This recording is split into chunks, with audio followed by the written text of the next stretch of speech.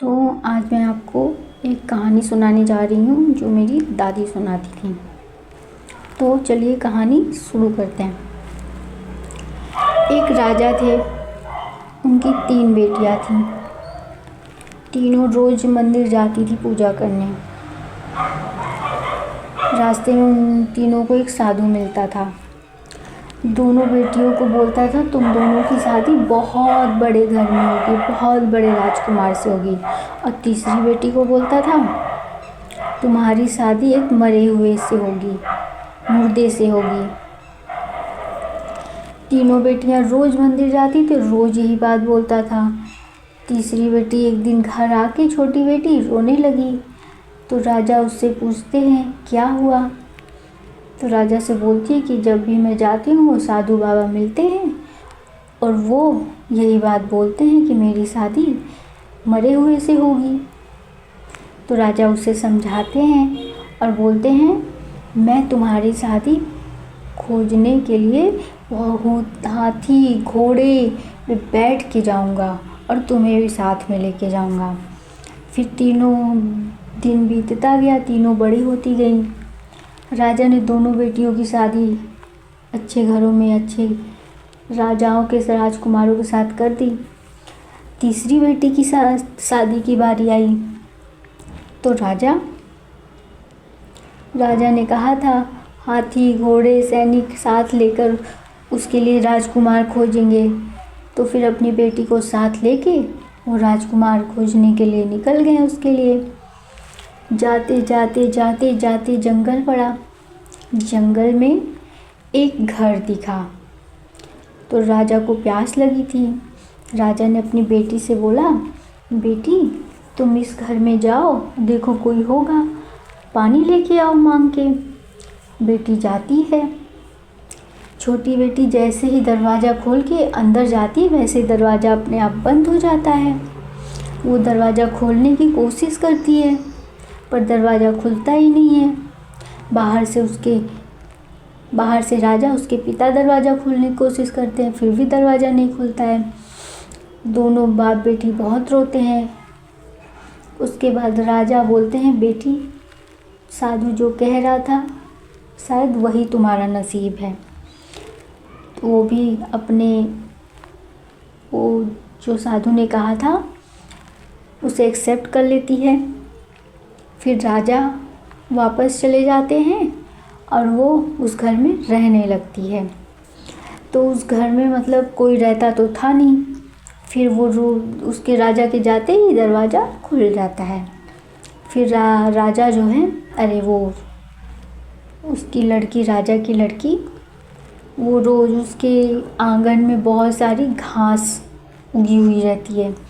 फिर जब वो सुबह उठती है तो सबसे पहले उस घास को थोड़ा थोड़ा करके साफ़ करती है, उसको उखाड़ती है, मतलब निकालती है, काटती है। तो साफ़ करते करते एक दिन थोड़ी सी घास रह गई तो उस दिन एक भिखारन उसके घर आई भीख मांगने के लिए। तो राजा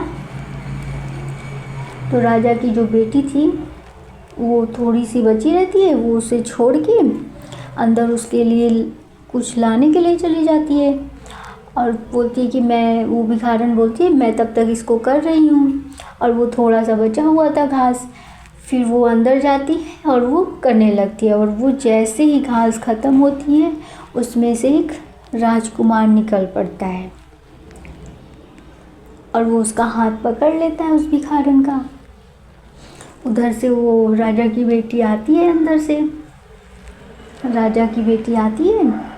फिर देखती है उन दोनों एक साथ खड़े हुए हैं, एक दूसरे के हाथों में हाथ डाले। फिर वो राजा बन जाता है, वो भिखारन रानी बन जाती है और उस जो राजा की बेटी थी उसे नौकरानी बना देते हैं वो लोग। फिर जो है वो तीनों फिर रहने लगते हैं। राजा की बेटी घर का काम करती और वो दोनों मौज करते। फिर एक दिन क्या हुआ, वो रोज़ रात को जब अपने कमरे में राजा की बेटी सोती थी, एक उसके पास गुड़िया थी, वो उससे रोज़ बात करती थी। यही बात करती थी रोज़ कि वो भिखारन मेरी जगह ले ली, वो भिखारन मेरी जगह ले ली। रोज़ वो राजकुमार जो है सुनता उसकी बातें, तो उससे बोलता कि ये किससे बात करती है, ये किससे बात करती है। तो वो भिखारन बोलती है, अरे छोड़ो, किसी से भी करती होगी। फिर एक दिन वो खुद ही उठा और वो उसके कमरे पे पास चला गया और वो सारी कहानी उस गुड़िया से बता रही थी कि मेरे साधु ने कहा था कि मेरी शादी ऐसे इससे इंसान से होगी, मुर्दे से होगी, और मेरे पिताजी ने कहा था कि मैं तुम्हारी शादी घोड़े पे चढ़कर घूम घूम के ढूंढूंगा तुम्हें साथ लेके। फिर वो जाते हैं और एक दिन फिर मैं प्यास लगती है उनको और मैं इस दरवाजे के बाहर से बुलाते हैं, कोई बोलता नहीं है। फिर मैं अंदर जाती हूँ और दरवाज़ा बंद हो जाता है, दरवाज़ा बंद हो जाता है, खुलता नहीं है। फिर राजा पूछते हैं कि इस घर में क्या क्या है, तो बोलती है सिर्फ इंसान नहीं है, बाकी सारी चीज़ें हैं, जीवन यापन करने की सारी वस्तुएं हैं।